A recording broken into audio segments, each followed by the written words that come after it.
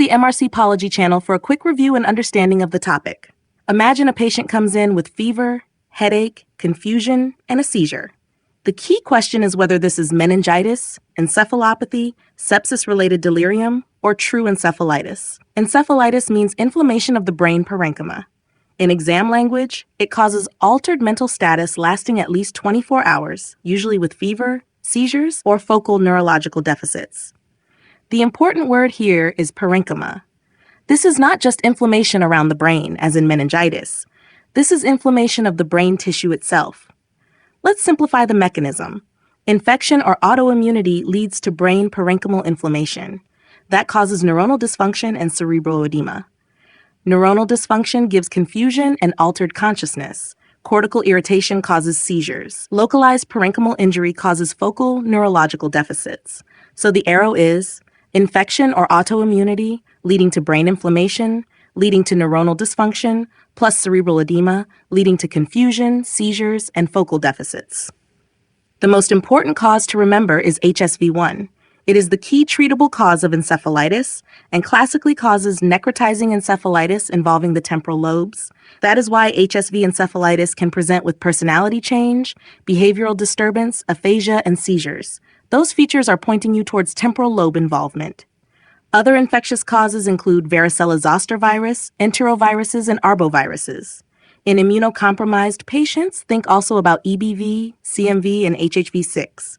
And remember, not all encephalitis is infectious.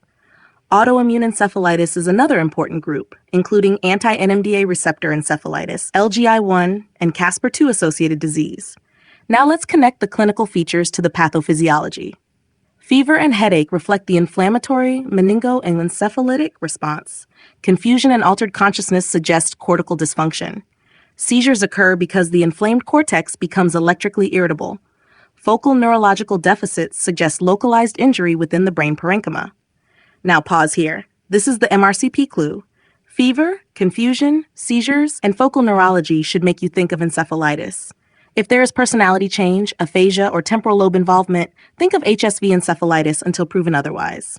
For diagnosis, MRI brain is the preferred imaging test. On MRI, encephalitis may show T2 or flare hyperintensity, and HSV often affects the temporal or frontal lobes. CSF typically shows lymphocytic pleocytosis, raised protein, and usually normal glucose. The key CSF test is HSV PCR. But here is an important exam trap. HSV PCR can be negative early. So if the first PCR is negative but clinical suspicion remains high, repeat the test and continue treatment. You should also send PCR for varicella-zoster virus and enteroviruses where appropriate.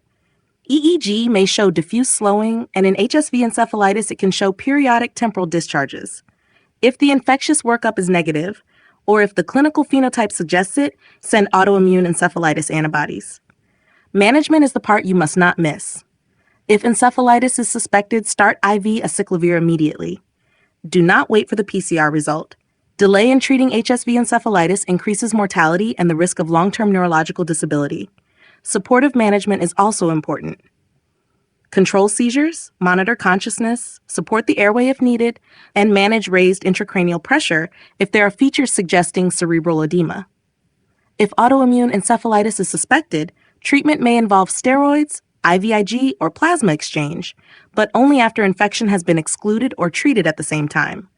The danger is assuming it is autoimmune and missing HSV. Do not confuse encephalitis with encephalopathy. Encephalopathy means brain dysfunction, often due to sepsis, hypoxia, toxins, liver failure, renal failure, or metabolic disturbance. Encephalitis means inflammation of the brain parenchyma itself, usually with fever, seizures, focal neurology, and supportive CSF or MRI findings. If you remember one thing, remember this. Fever plus confusion plus seizures or focal neurology is encephalitis until proven otherwise, and HSV is the treatable killer. Start IV acyclovir early. A quick recall question. A patient has fever, confusion, seizures, and MRI changes in the temporal lobe. What treatment should be started immediately? The answer is IV acyclovir. Second question. If HSV PCR is negative early but suspicion remains high, what should you do? Repeat the HSV PCR and continue treatment while reassessing the patient. Encephalitis is brain parenchymal inflammation causing altered mental status, usually with fever, seizures, or focal deficits. MRI and CSF help confirm the diagnosis, HSV-PCR is key, and early IV acyclovir is the management step you must not miss. Do subscribe to the channel for further videos.